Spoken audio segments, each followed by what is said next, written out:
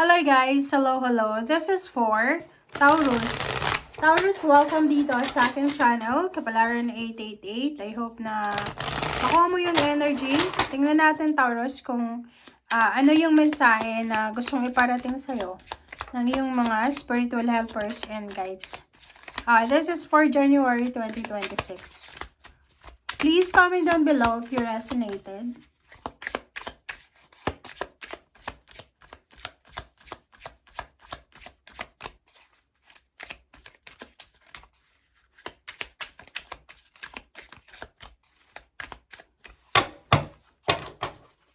Okay, wait lang guys. Taurus, wait lang. Ouch.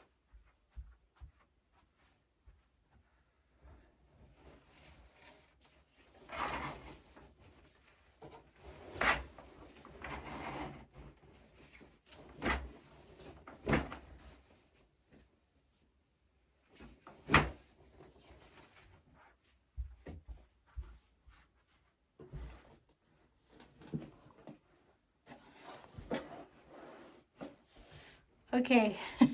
Pasensya na guys ha. Ay.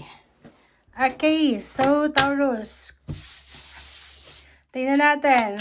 January 2026 para sa lahat ng Taurus friends natin.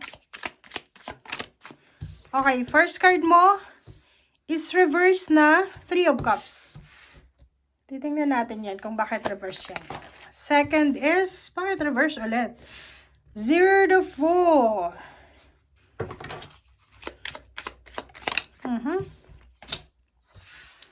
Okay. So, this is justice.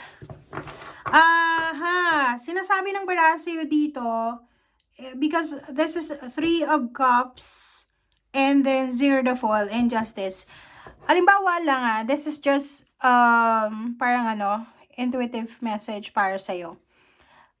Nag-apply ka ng trabaho, hindi pa sigurado, international or local, huwag mo nang ipamalita. Okay? Kasi, yung occasion, no siya muna. Like, yung ibalita mo na kung ano yung success mo or ganyan-ganito. New beginnings, huwag mo munang ibalita. Okay? Kailangan mong maghintay kasi parang sinasabi na hindi pa siya sigurado ngayong January. Okay? Contract signing, kasal, panalo sa kaso or anything, wag mong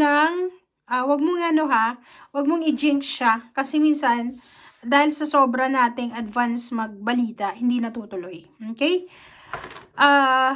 Wheel of Fortune and 6 of Cups. Sinasabi ng bara sa'yo dito, Taurus, na brace yourself. Okay? Ihanda mo yung sarili mo kasi simula ngayong January, magbabago yung cycle ng buhay mo. Okay? So, yung dating buhay mo ay posibleng aalis ka na dyan. Talagang pwersahin ka. This is a forced change, transition, transformation na possible na mangyari sa'yo. So, pwedeng umalis ka sa lugar na tinitirahan mo, pupunta ka sa lugar na hindi mo kabisado, or this is a total change, total transition. Okay? Alright. Next card natin is the Chariot. Diba? And yung iba sa inyo dyan, in terms of relationship, pwedeng mayroong bagong love life. And yung love life na yan ay posibleng nasa ibang bansa or iba na lahi siya or iba yung taong ito. Sinasabi ng banana, pwedeng ikaw din ay mag-purchase ka. Pwedeng bumili ka or umutang ka ng sasakyan this January. Pwedeng may water sign, Pisces, Scorpion, Cancer, na mag-o-offer sa'yo ng parang trabaho, i-recommenda ka, or pwedeng mag-o-offer sa'yo ng like love life, parang ganun. Alright, so let's check. Let's check Taurus.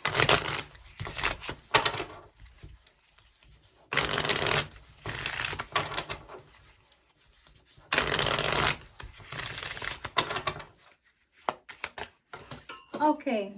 Tumalon siya. So, hindi siya pwede. Okay, reverse na Three of Cups and Zero the Fool. Ano ba yung reversal na, ano ba yung hindi matutuloy, or ano ba yung kailangan mong maging careful ka? Okay, reverse din siya. Reverse din na eye. So, evil eye siya. So, sinasabi ng bara sa'yo na mag-iingat talaga kayo. Okay? Be careful. Be careful, Taurus, sa mga kwento. Like, may bago kang sasakyan, may bago kang girlfriend, boyfriend, papunta ka ng ibang bansa, bago yung trabaho mo, na-promote ka, wag mong ikikwento.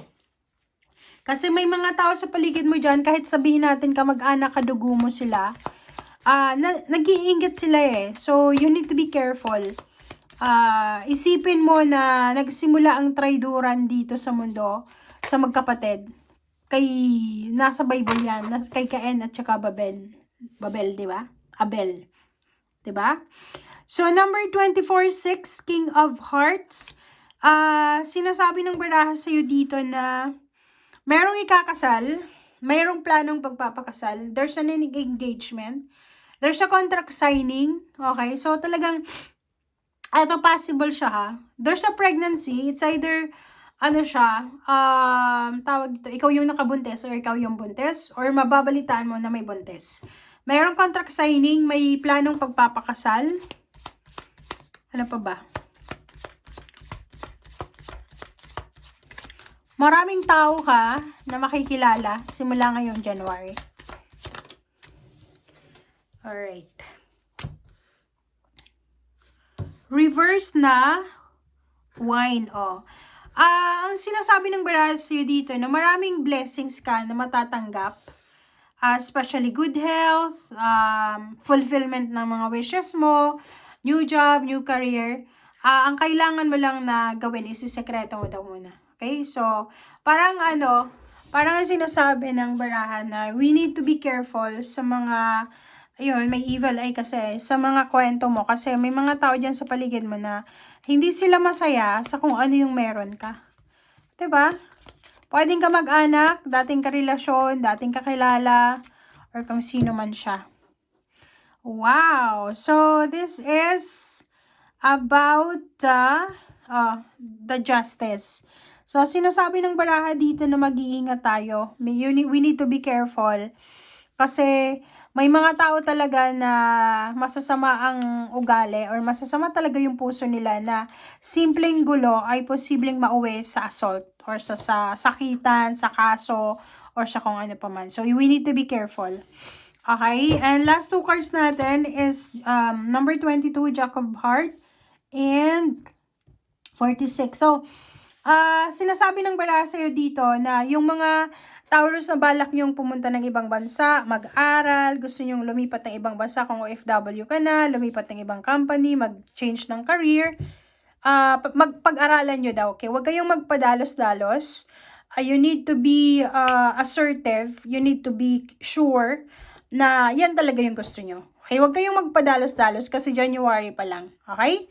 Thank you guys. Bye!